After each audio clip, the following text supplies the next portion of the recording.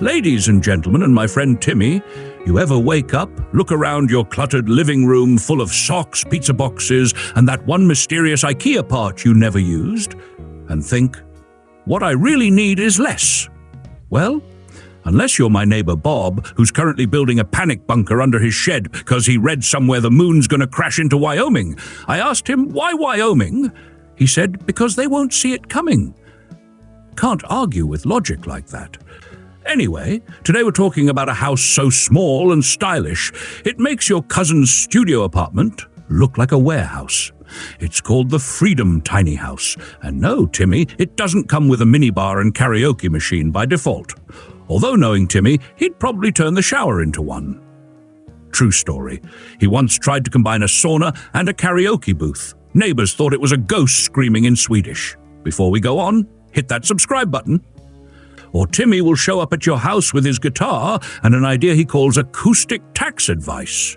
Trust me, it's not music and it's not helpful. And yes, the official link is in the description below.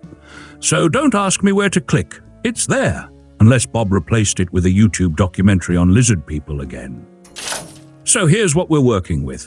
The Freedom is a sleek 6 meters, 19 feet 7 inches long, 2.4 meters, 7 feet 10 inches wide, and 4.2 meters, 13 feet 9 inches tall enough for even Hank to stand up straight without his army-issued helmet scratching the ceiling. What sets this tiny house apart is the architecture. Big windows, high ceilings. It's like someone took a modern art museum and shrunk it to fit on a trailer. There's enough light pouring in through the glass doors and mega windows to give Bob a sunburn. And he was just peeking through the fence yelling about solar flares. Inside, it's clean, modern, no weird carpet patterns that look like abstract cats. The bathroom is a full separate room with a large shower, 1,220 millimeters, 48 inches by 820 millimeters, 30 inches, a sleek vanity, and your choice of toilet. Regular flush or eco-composting, because apparently we now have moral dilemmas about toilets. The bedroom? Open plan. The bed fits 2, doubles as a couch, and sits in front of a giant rear window. So yeah, you're basically sleeping with nature, without the bugs, bears, or your neighbor Steve barbecuing shirtless at 6 a.m.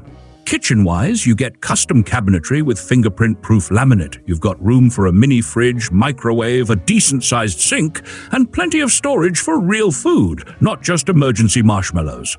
Other goodies include a queen-size mattress, blackout blinds, a ceiling fan, and continuous hot water via gas. You even get double-poled power points, a fancy way of saying you can charge your phone and your e-bike while sipping wine on the front deck and contemplating why you ever rented an Airbnb next to a chicken farm. The outside's clad in WeatherTex, which sounds like sci-fi armor but basically means it won't rot when it rains, unlike Timmy's plywood canoe, which turned into a fish condo in 2 days.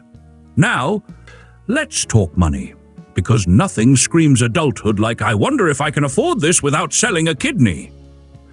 The Freedom Tiny House comes in at 92,000 Australian dollars, about $57,500. Not bad for a rolling slice of tranquility, especially when your other option is a hotel with a mystery stain and walls thin enough to hear your neighbors arguing about salad dressing. You can customize it too, if you've got extra money or unresolved control issues.